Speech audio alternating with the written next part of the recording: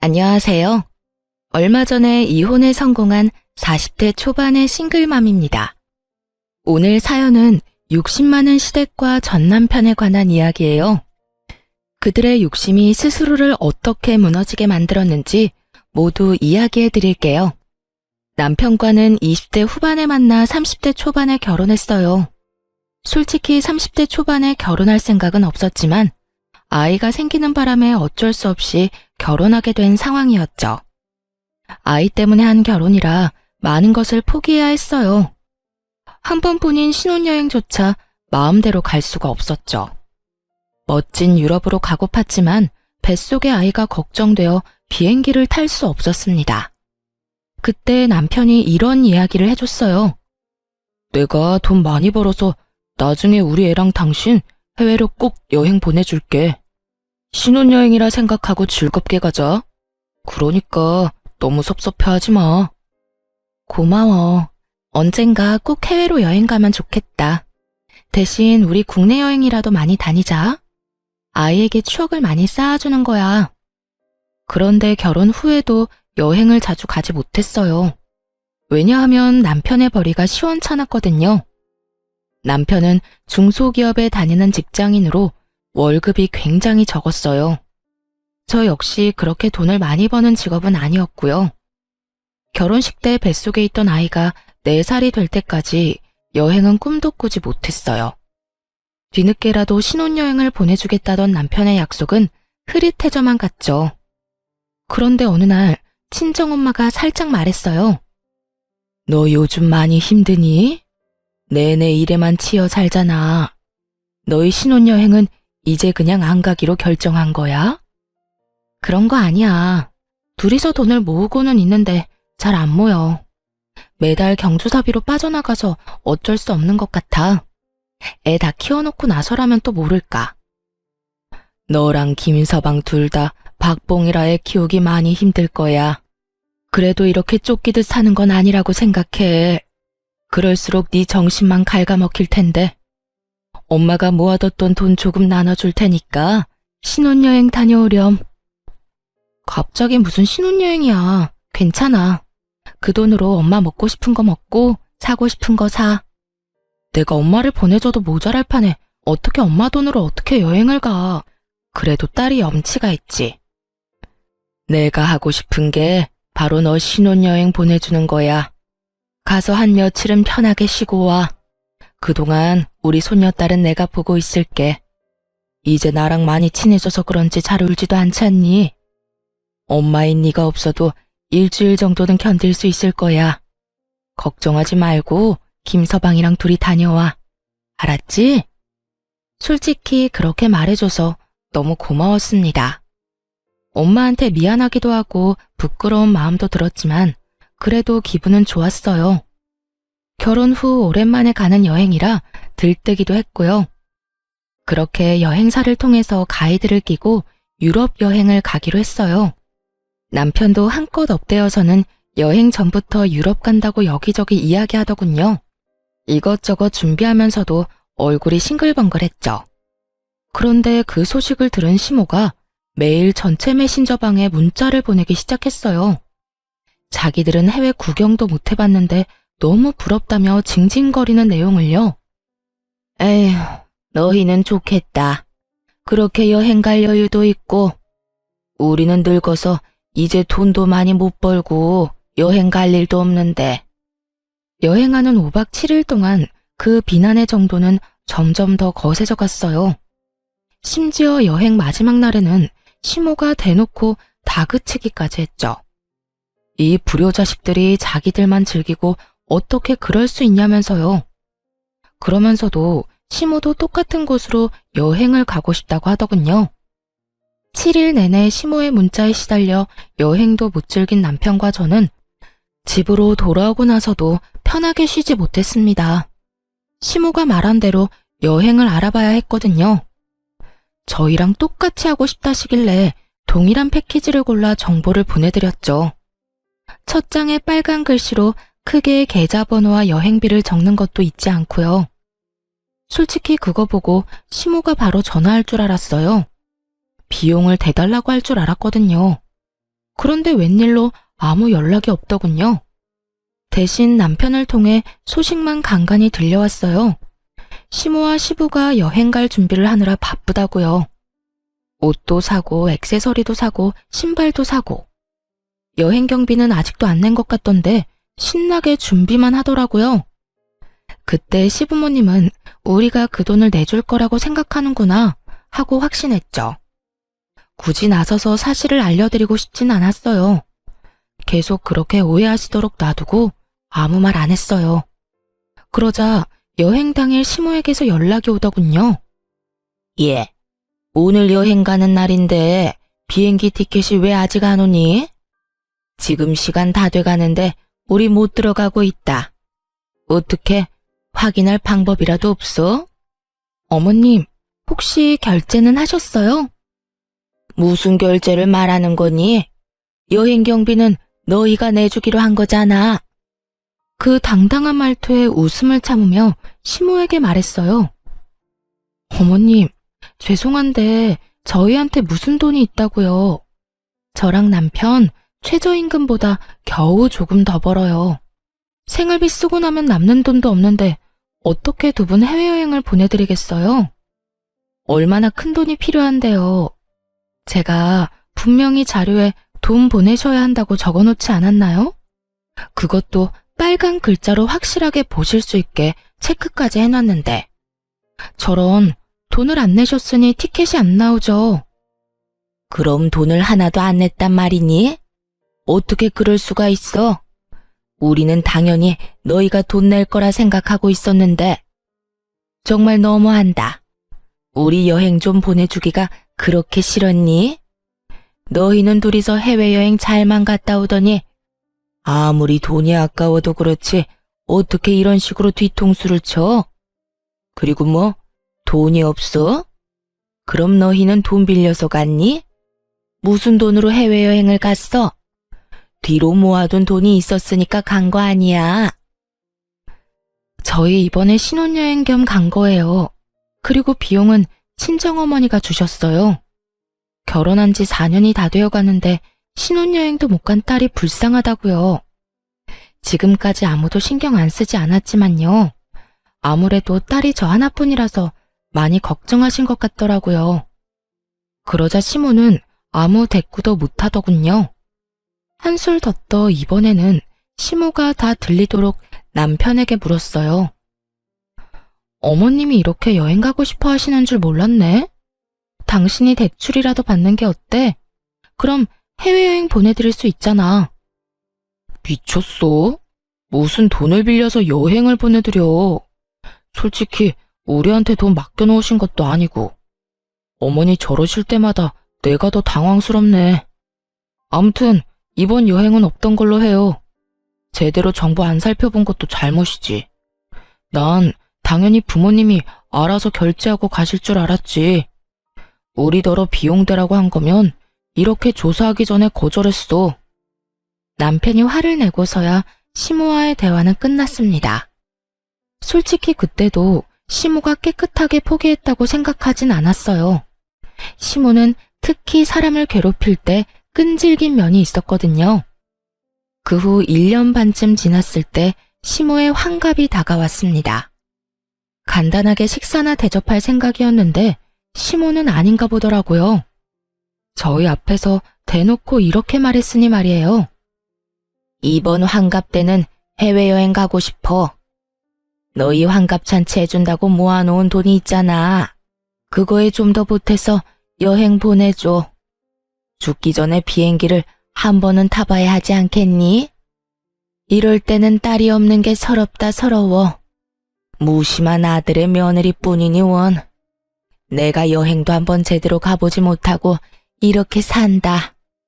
그게 어디 딸과 아들의 문제겠어요? 아들도 부모를 지극하게 생각하면 여행비 정도는 내드릴 텐데 그럴 생각도 돈도 없는 남편이니 시부모님이 해외여행 한번 못 가신 거죠. 시모가 그 사실을 아는지 모르는지 알 수 없지만요. 어쨌든 환갑잔치를 위해 모아놓은 돈이 좀 있었기에 남편에게 가능하냐고 물었죠. 어머님이랑 아버님 모시고 해외여행 갈 정도는 돼? 혹시 예산 부족하면 나는 빠질게. 솔직히 거기에 끼고 싶지 않았습니다. 그런데 시모가 그러더군요. 네가 왜 빠져? 너도 같이 가야지. 그리고 이번 여행 계획은 꼭 네가 짜야 한다. 여행사에 다 맡기는 거 나 별로 안 좋아해. 알았지? 그 이야기를 듣는데 귀찮다는 생각만 들더군요. 그래서 시댁에서 돌아오자마자 남편에게 말했어요.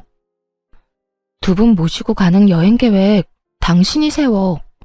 나는 일하는데 애도 봐야 하고 너무 바빠. 그것까지 할 시간 없어. 그리고 당신이 어머님 취향 다 알잖아. 나는 잘 모르고. 괜히 여행 가서까지 트러블 만들고 싶지 않아. 그러니까 당신이 다 계획 짜고 어머님께 보내드려. 그렇게 남편이 모든 계획을 짜고 시모에게 계획표를 전달했어요. 웬일로 시모는 계획표를 보고도 별말을 하지 않았죠. 그런데 해외에 도착하는 순간 시모의 본색이 드러났어요. 하나부터 열까지 다 마음에 안 든다며 하나하나 딴지를 걸기 시작하는 거예요. 남편이 짜놓은 계획대로 움직이지 않고 도중에 행선지를 변경하는 일도 잦았죠. 얘, 너무 볼만한 게 없다. 우리 여기 가지 말고 딴 데 가자. 저기 줄 서 있는 거 안 보이니? 그런데도 기다리자고? 나는 그렇게 못해. 당장 다른 곳으로 가보자. 여기보다는 저기가 더 재밌을 것 같은데 저쪽으로 가. 첫날 그렇게 일정을 다 틀어버렸으면서도 만족을 못했는지 시모는 숙소에 도착하자마자 화를 냈어요. 아니, 숙소가 왜 이 모양이야? 너 솔직히 말해봐라. 나한테 좋은 거 해주기 싫어서 지금 이러는 거지? 너희는 고급 호텔에 묵었으면서 나는 이런 곳에서 묵으라니? 이게 말이 되니? 여기서 잤다가 몸에 벼룩이라도 붙으면 책임질 거야? 시모를 데리고 간 곳도 당연히 호텔이었어요. 5성급의 엄청 좋은 호텔은 아니지만 그래도 3, 4성급 정도는 되는 곳이었죠. 그리고 꼭 그런 부정적인 이야기는 남편이 없을 때 저한테만 하더군요. 그래서 여행이 끝나갈 때쯤에는 슬슬 한계에 도달했어요. 돌아오는 비행기를 타고 공항에 도착했을 때 결국 폭발하더군요. 남편이 잠깐 화장실에 들렀는데 그때를 틈타 시모가 또 쏘아댔거든요. 너 진짜 너무하다. 우리가 해외여행 보내달라고 한 게 그렇게 싫었어? 그래서 이딴 식으로 사람 괴롭히는 거야? 아니, 숙소도 마음에 하나도 안 들고 관광지도 별로고. 솔직히 말해봐라. 우리한테 좋은 거 해주기 싫었지?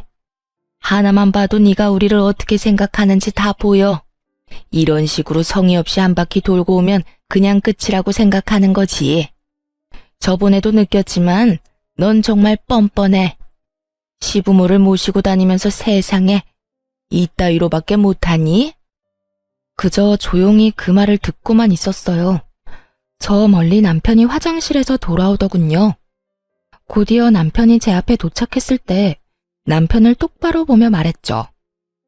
당신 진짜 너무하다. 어머님이 해외여행 보내달라고 하신 게 그렇게 싫었어?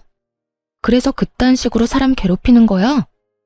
어머님께서 숙소도 맘에 하나도 안 들고 관광지도 별로셨대. 어머님이 방금 얼마나 화 많이 내셨는지 당신 모르지?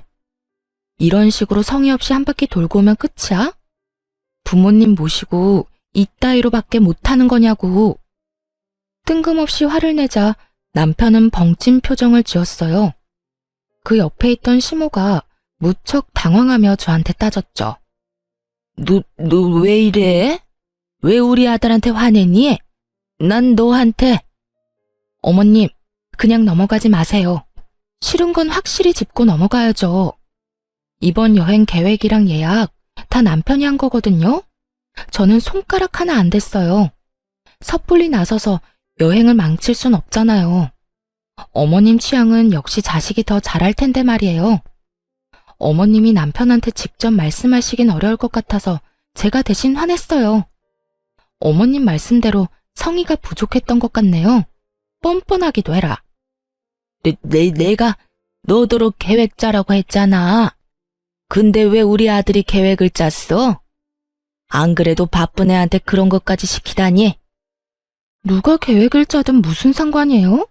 여행만 잘 갔다 오면 된 거지. 그리고 어머님, 이 사람보다 제가 훨씬 더 많이 바쁘거든요. 육아도 살림도 집안일도 다 하는데 돈은 똑같이 버는걸요. 그러니까 남편이 남는 시간에 계획 좀 짤 수 있죠. 그렇다고 이 사람이 육아나 살림을 대신해 줄 것도 아니고. 그제야 남편은 자기가 없는 사이 어떤 상황이 벌어진 건지 파악했어요. 시모가 저한테 한 소리 했고 그걸 제가 남편에게 그대로 돌려줬다는 것을요. 엄마, 짜증내려고 여기 왔어? 여행 가고 싶다고 노래를 해서 경비 대줬잖아. 또 계획도 짜오라길래 몇 날 밤을 고민하면서 짰는데 왜 계속 화만 내? 앞으로 2번 다시 여행 같은 거 안 보내줄 줄 알아.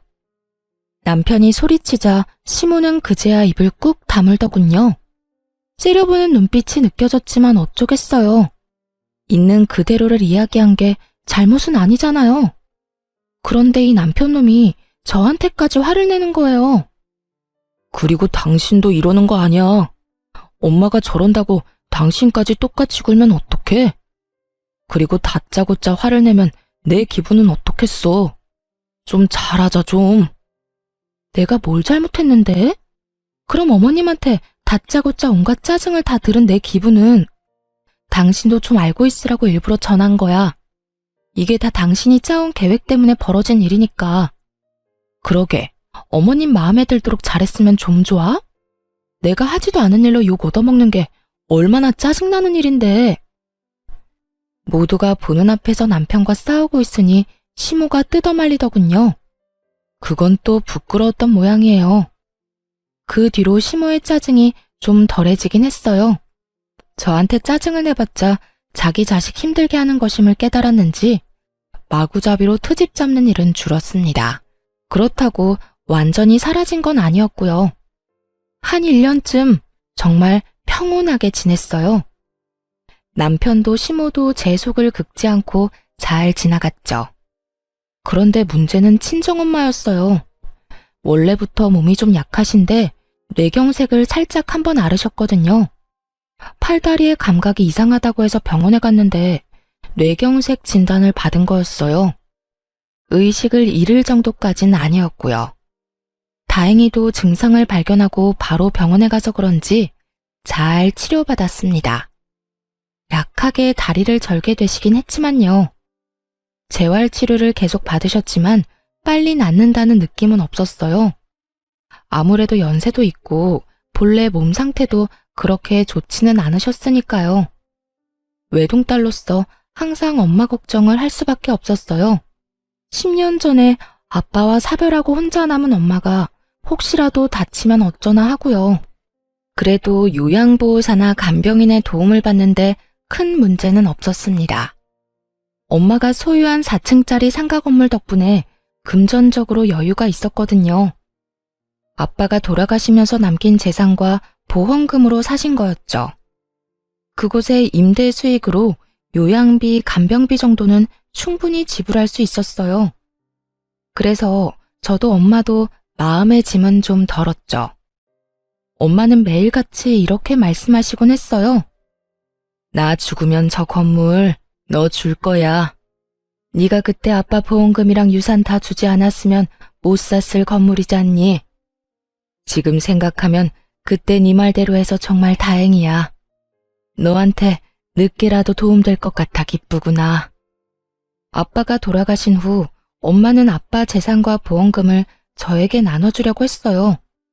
당연히 거절했죠. 나누면 푼돈인데 그걸로는 엄마의 노후를 보장할 수 없을 것 같았거든요. 사실 온전히 엄마만을 위한 건 아니었고요. 외동딸인 저의 부담을 조금이나마 줄이기 위해 내린 결정이기도 했어요. 엄마의 노후가 안정적으로 보장돼야 나중에 돈을 덜 쓸 테니까요. 그래야 시댁에서도 고깝게 생각 안 하죠. 그 덕분에 엄마는 그 상가 건물을 마련하셨어요. 그리고 언젠가 제가 상속받을 테니 어찌 보면 투자한 거라고 칠 수도 있겠죠. 당장 돈을 만질 수는 없지만 지속적으로 엄마에게 수익을 드리고 미래까지 보장한 좋은 결정이었다고 지금도 생각하고 있었어요. 엄마가 아프시고 나서는 시간 날 때마다 대신 건물을 관리하게 됐어요. 그러다 상가 건물의 1층 점포가 비었을 때 뜻밖의 연락을 받았죠. 예, 사부인이 가지고 있는 건물 1층에 상점 빠졌던데 거기 지금 점포 구하고 있지? 아, 네. 빨리 채워넣기는 해야 하는데 상황이 좀 여의치 않아서요. 어떻게 할지 고민 중이신 것 같더라고요. 일단 두리뭉실하게 말했어요. 그 점포를 당장 채울 생각은 없었거든요. 어머니도 같은 의견이었고요. 물론 이유는 다 따로 있었죠. 그러면 우리가 거기 들어가면 안 되겠니? 너도 알다시피 우리 지금 반찬 가게 하려고 생각 중이잖아. 아무래도 이번에는 잘 될 것 같아서 말이다. 저번에는 목이 안 좋아서 망한 것 같은데 그쪽은 꽤 사람이 많이 다니니까. 그런데 열면 우리 가게도 번창하겠지. 안사돈한테 한번 물어봐 줄래? 일단 여쭤보긴 할게요. 시모는 아주 행복한 상상에 빠져 있더군요. 시모에게 장사 소질이 없다는 건 주변 사람 모두가 알고 있는 사실이었어요. 당사자만 모르고 있었죠. 가게가 망한 이유를 남 탓으로만 돌리니 미련을 못 버리고 계속 도전하는 거였고요.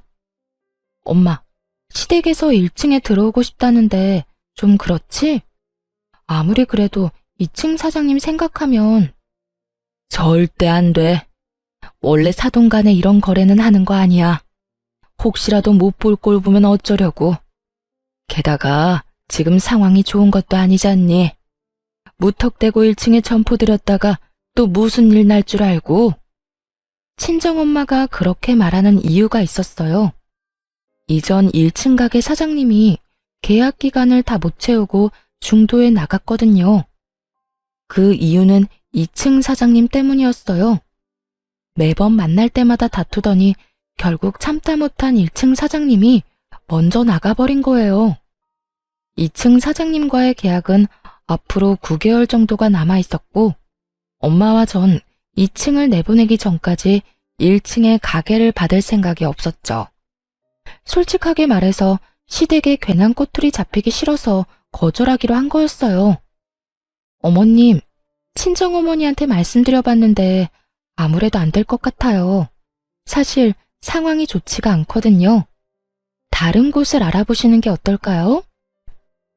조심스레 거절의 말을 건넸는데 돌아온 건 시모의 냉랭한 대답이었죠.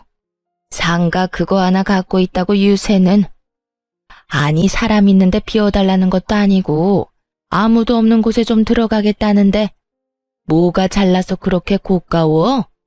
그래, 네가 우리 집을 어떻게 생각하는지 잘 알았다. 그러고는 전화를 뚝 끊더군요. 이럴 때는 시댁과 친정이 같은 지역에 있어서 참 짜증났어요. 아예 멀리 떨어져 살고 있었다면 점포 자리를 달라는 말도 없었을 텐데. 한숨이 나오긴 했지만 그래도 다행이라 생각했어요. 엄마가 그런 시모와 마주하지 않아도 된다니 안심이었죠. 그런데 며칠 뒤 친정엄마에게서 묘한 소식을 들었어요. 예, 안사돈 대체 왜 그러신다니? 세상에, 사람을 완전 쓰레기로 만들어서 소문내고 다닌대. 설마 내가 점포 안 내줬다고 그러시는 거니? 어떻게 앞뒤 사정 다 끊어먹고 그딴 식으로.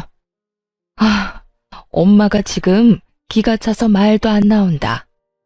평생 남한테 나쁜 짓 안 하고 살았는데 이게 무슨 일이니?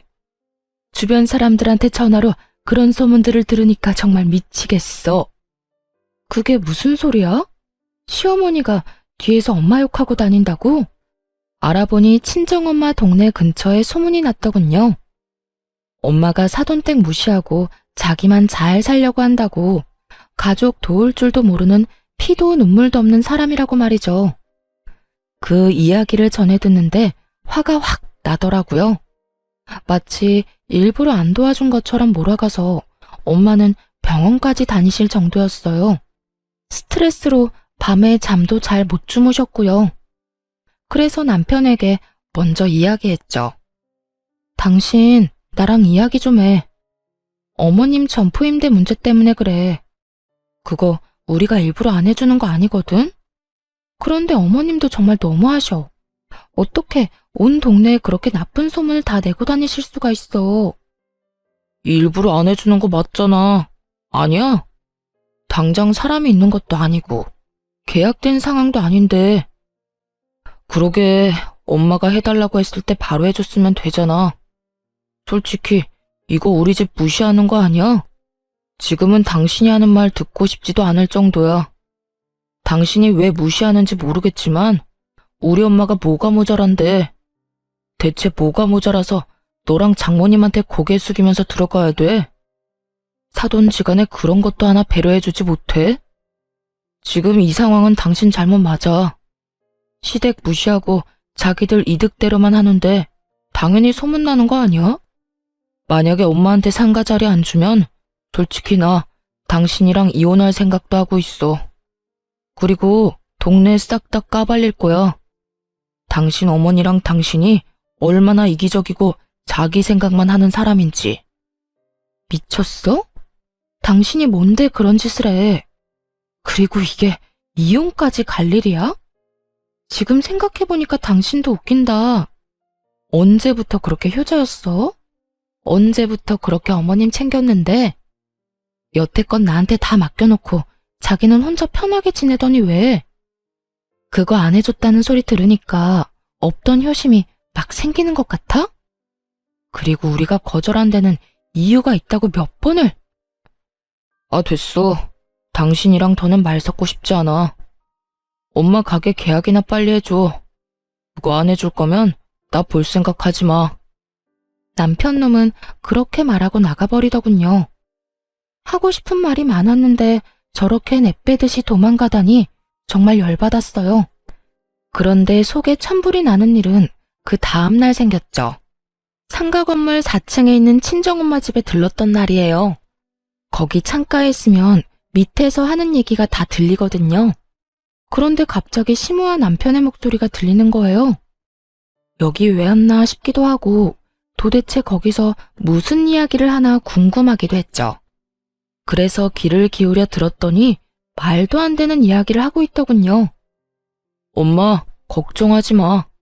내가 와이프한테 딱 잘라서 말해놨어. 그거 안 해주면 이혼하겠다고. 분명히 조만간 연락해서 들어오시라고 할걸? 야, 조용히 좀 해. 그런 이야기를 왜 여기서 해? 걱정 마. 와이프랑 장모님 오늘 둘이서 병원 갔으니까. 그래도, 그런데 너 진짜로 이혼 이야기 꺼냈어? 이혼은 절대로 하면 안 되는 건 몰라? 그 할망구 뇌경색 걸려서 오늘 내일 하는데 이혼하면 너한테 돌아오는 게 없어.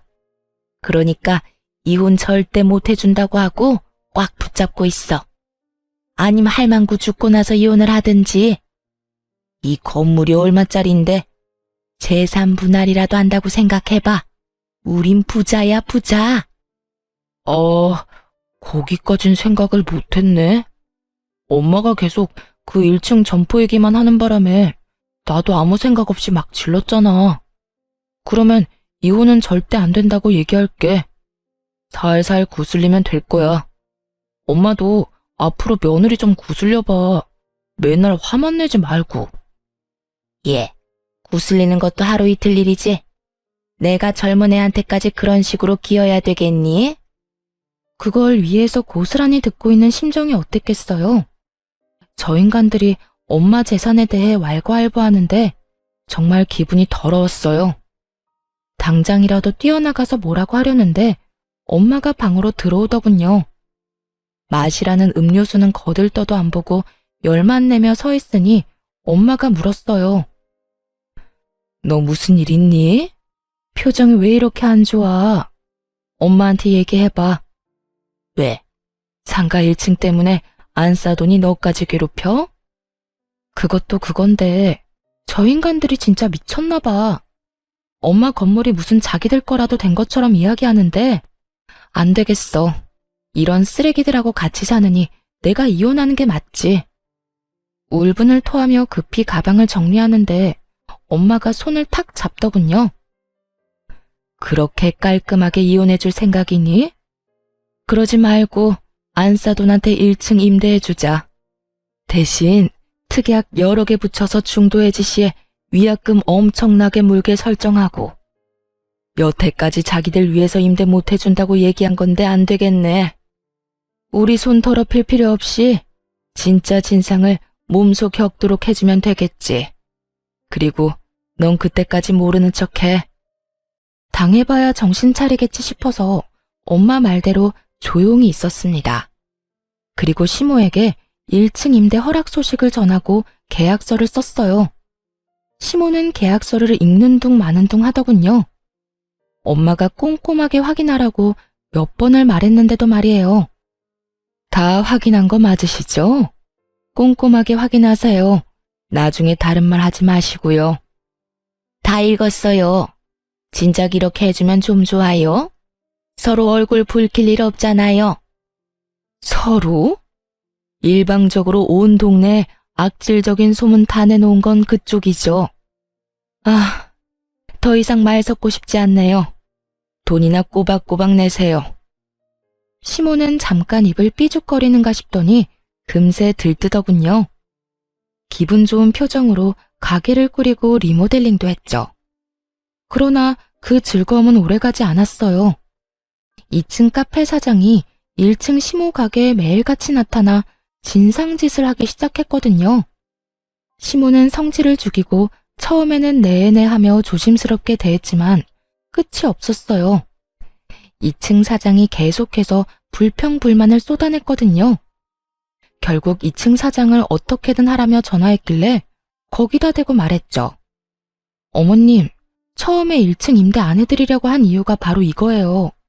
1층 사장님이 2층 사장님 괴롭힘 때문에 못 견디고 나가셨거든요.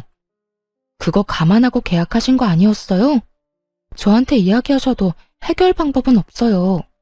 두 사람 중 한 사람이 나가야 끝나는 거죠. 나 몰라라 하는 저와 엄마 때문에 시모는 머리끝까지 화가 난 모양이었어요.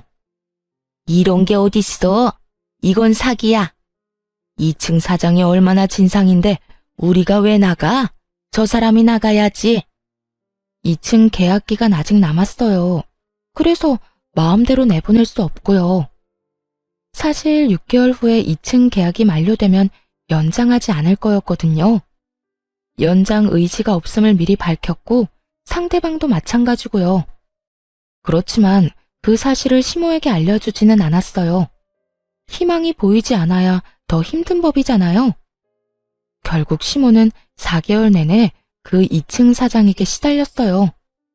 반찬 가게라 어쩔 수 없는데도 냄새가 나니까 어떻게 좀 해달라. 시모가 전화라도 하고 있으면 시끄러우니 조용히 해달라. 1층 앞은 너희가 깨끗하게 쓸고 닦아라 등등 수많은 진상짓을 당했죠. 결국 시모는 1년의 계약 기간도 다 못 채우고 해지를 하겠다며 난리를 피우더군요. 그런데 어머님, 중도 해지하면 위약금 무셔야 해요. 보증금만큼 내셔야 하는데 가능하시겠어요? 어려우실 것 같으면 여기 대신 들어올 사람 찾든지요. 여길 누가 들어와? 저런 진상이 있는데. 너 다 알고 나한테 상가 임대한 거지? 무슨 소리세요? 처음에 거절한 건 저희 쪽이잖아요. 그런데 동네에 소문 다 내서 결국 상가 임대하도록 만든 건 어머님이고요. 그런 짓 저지르시고도 또 제 탓을 하세요? 시모는 대꾸할 말을 찾지 못했어요.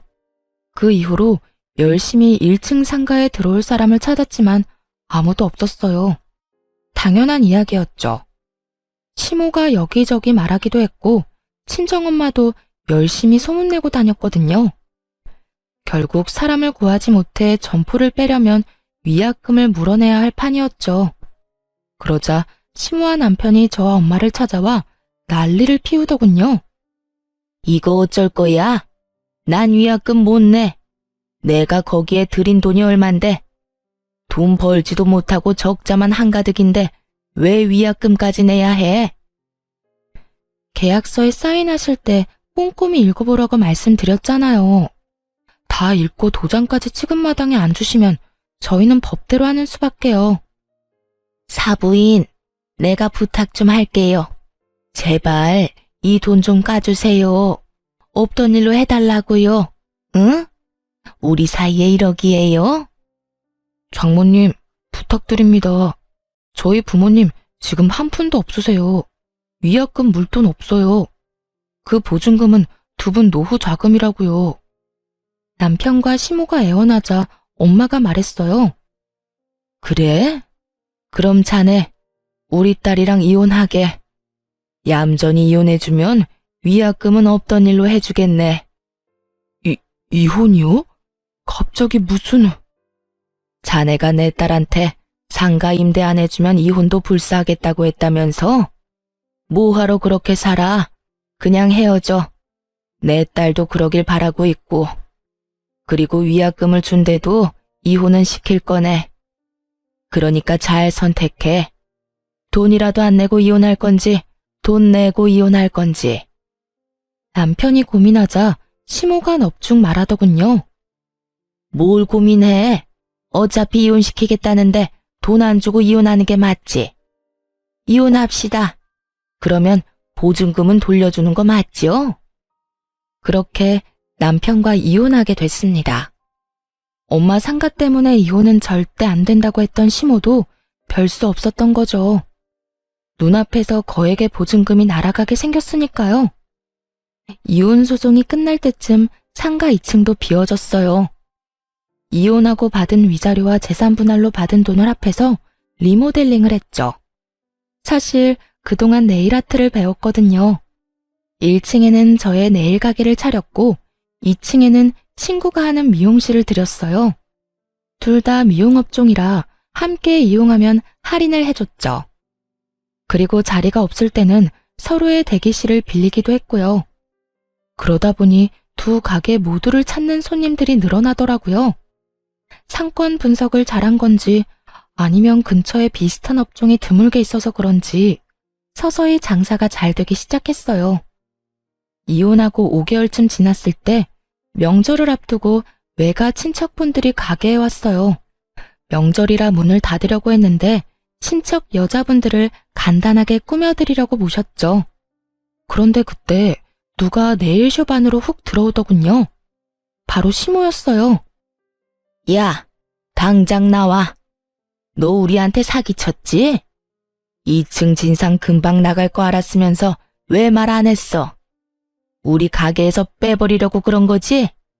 그래 놓고 그 자리에서 지금 장사를 하겠다 이거야? 여기 내가 계약한 곳이었어. 진상만 아니었으면 지금까지 잘 영업했을 거라고. 나만 망할 수 있냐? 너도 같이 망해야지. 그렇게 말하면서 시모는 작정하고 네일 도구들을 다 때려 부수더군요.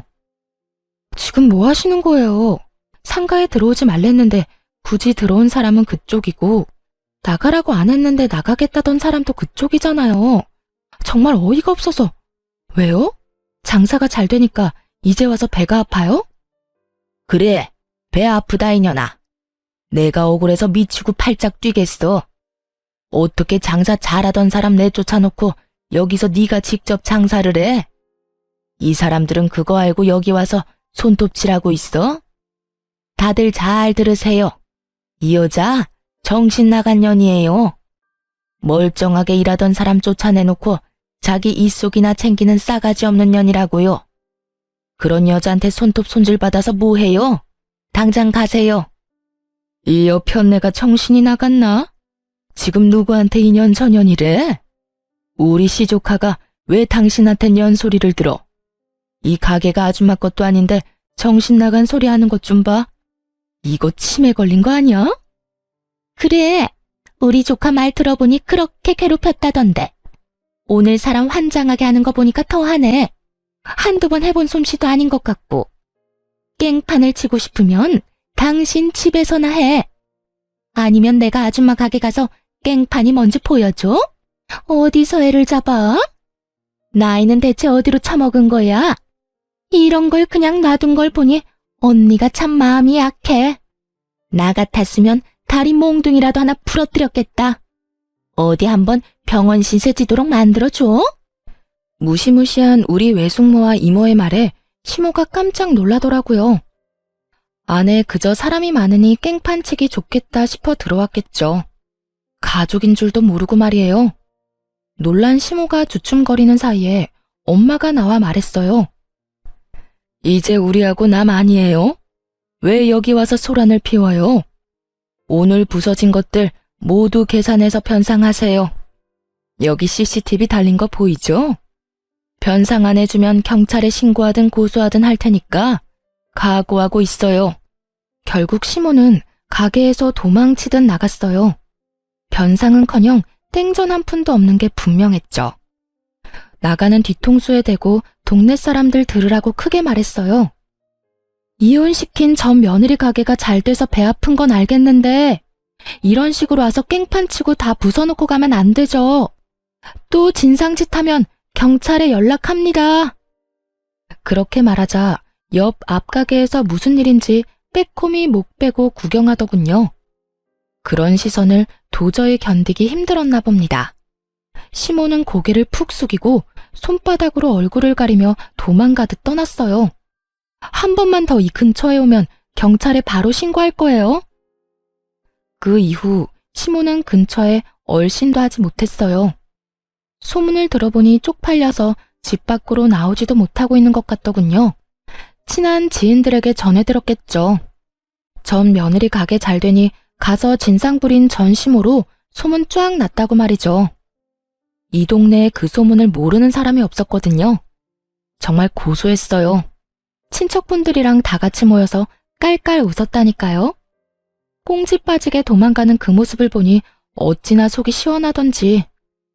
만약 그때 안에 있던 사람들이 진짜 손님들이었으면 아찔했겠지만 다행히 놀러온 친척분들이었기에 웃고 넘길 수 있는 해프닝이 됐죠. 덤으로 시모를 더 쪽팔리게 만들 수도 있었고요.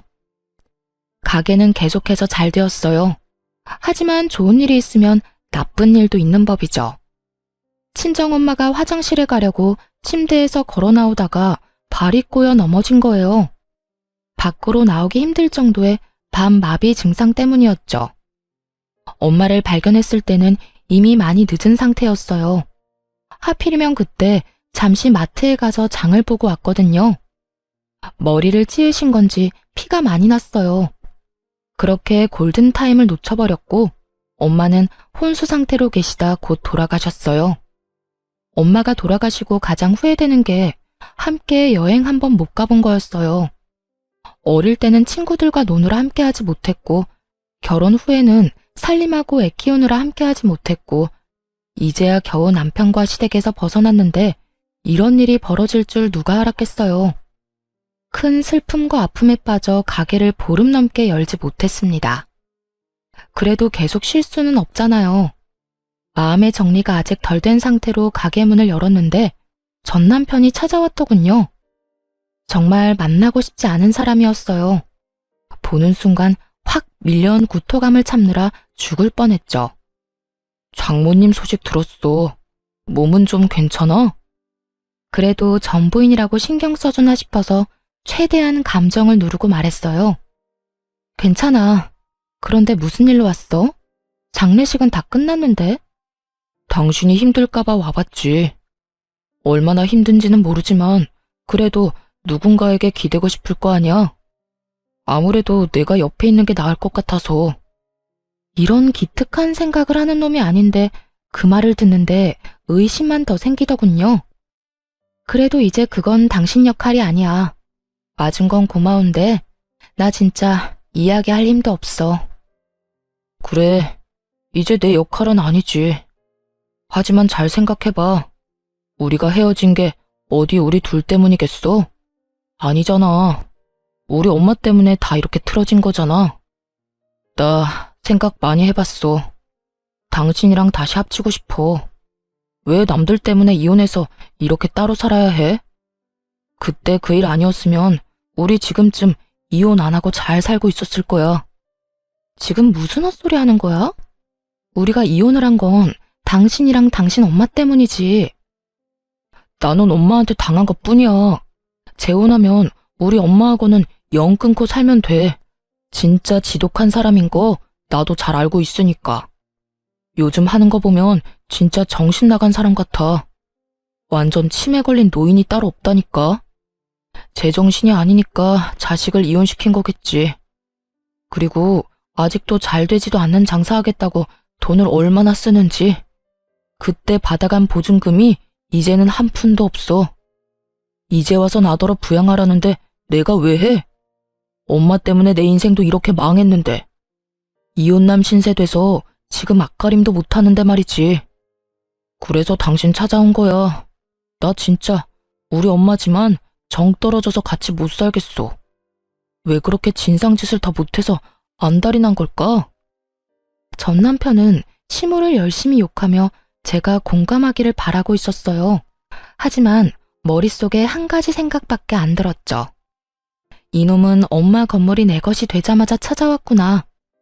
지금도 여전히 우리 엄마 건물만 보고 있는 거예요. 그러니 재결합을 하겠다는 뻔뻔하고도 무시무시한 소리를 하는 거고요. 분노로 몸이 떨렸지만 최대한 참았습니다. 눈동자만 슬쩍 움직여서 가게 안에 설치된 CCTV를 슬쩍 쳐다봤죠. 다행스럽게도 녹화가 잘 되고 있더라고요. 저번에 난리를 피우고 간 시모 때문에 녹음까지 되는 CCTV로 바꿔놨거든요. 그걸 확인하고 헛소리를 늘어놓는 전 남편에게 말했어요. 웃기고 있네. 네가 내 생각이 나서 여기 왔겠어? 너 우리 엄마 건물 때문에 나한테 온 거 눈치 다 깠거든? 엄마 돌아가시자마자 찾아온 거 보니 너도 참 대단하다. 우리가 당신 어머니 때문에 틀어졌다고? 그거 착각이거든? 나는 너희 모자가 우리 엄마 건물 두고 소곤소곤 이야기할 때부터 이혼하고 싶었어. 맘대로 이 건물을 너희들 것처럼 여길 때부터. 그걸 다 들었다고? 어떻게? 그래, 내가 하나부터 열까지 싹 다 들었지. 그때 생각하면 아직도 온몸이 부들부들 떨려. 인간 같지도 않은 쓰레기들 어떻게 해야 잘 처리했다고 소문날까 고민 좀 했지. 근데 뭐 알아서 분리수거되러 쓰레기통에 들어가던데. 그 가게 일부러 너희 엄마한테 준 거 맞고 일부러 특약 그렇게 넣은 것도 맞아. 다 알면서 2층 사람 진상인 것도 2층 계약 종료일 다가온다는 사실도 말 안 했어. 혹시나 이혼할 때 피곤하게 할까봐 걱정했는데 돈이 걸리니까 바로 해주더라. 그래놓고 뭐? 너희 엄마 때문에 우리가 이혼을 했어? 네 엄마 탓이 절반이고 네 탓도 절반이야. 어디서 청렴결백한 척이야? 네가 양심이라는 게 있으면 적어도 엄마 돌아가시자마자 쳐들어오는 건 피했어야지. 안 그래도 엄마 돌아가시고 싱숭생숭해서 힘든데 열받아 죽겠잖아. 쓰레기야, 어떻게 책임질래? 어? 내 기분 어떻게 책임질 거야? 여기서 더 이상 나 화나게 하지 말고 지금 당장 내 눈앞에서 꺼져. 단호한 축객령에 전 남편은 뒤도 돌아보지 않고 쫓기듯 가게에서 나갔어요. 모자지간 아니랄까봐 시모와 똑같은 모습이었죠. 그런데 그 모습을 보고 있으니 열불이 덧뻗치더군요. 잠깐 고민하다가 좋은 생각이 나서 CCTV 영상을 확인했어요. 그리고 전 남편이 시모 욕하는 장면을 따서 시모 연락처로 보내줬죠. 혹시나 못 볼까봐 시부 연락처로도 보냈고요. 건물이 탐나서 불효막심하게 자기 엄마 욕하는 망할 놈. 그런 놈이 바로 당신 자식이라고 보여주고 싶었거든요. 저와 헤어지고 갈 곳 없어서 시모 집에서 신세진주제의 말이죠. 얼마 지나지 않아 길에서 전 남편과 시모가 박터지게 싸웠다는 소식을 들었어요. 그걸 직접 목격한 호프집 사장님이 이야기해줬거든요. 동영상이 아주 잘 전달되었나 봐요. 그 할망구가 그날은 완전 눈이 돌았더라니까. 평소에는 그렇게 아들 감싸고 돌더니 말이야. 아들한테 네가 지금 전 며느리한테 그런 말할 군번이냐고. 엄마 집에서 먹고 자고 들러붙어 있는 주제에 어떻게 그러냐고 하더라. 뭐 아들이 엄마 치매 걸렸다느니 진상이라느니 그런 말까지 했다며? 아주 고래고래 고함을 지르는데 늙어서 힘도 없는 할매가 목소리는 얼마나 큰지. 주변 가게에서 다 나와봤지 뭐야. 근데 자식놈도 한마디를 안 지더라. 그때 억지로 가게에 쳐들어가지만 않았어도 자기가 엄마 밑에 안 붙어 있었을 거라고. 다 엄마 탓이니까 책임지는 게 맞다고 얼굴에 철판도 안 깔고 말하더라고. 참나, 두 모자가 똑같더만. 소식을 전해준 호프집 사장님에게 그저 조용히 싱긋 웃어 보였어요. 예상한 대로 두 사람이 확 찢어졌더군요. 그 뒤에는 전 남편이 전시댁에서 쫓겨났다는 이야기를 들었어요. 모아둔 돈도 없이 나가서 뭘 어쩔지는 모르겠지만 무슨 상관이겠어요. 이제는 더 이상 찾아오지 않을 거라는 걸 알기에 마음이 후련했습니다.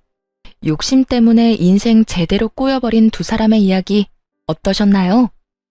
지금까지 제 이야기 시간 내서 들어주셔서 감사합니다. 좋은 하루 되세요.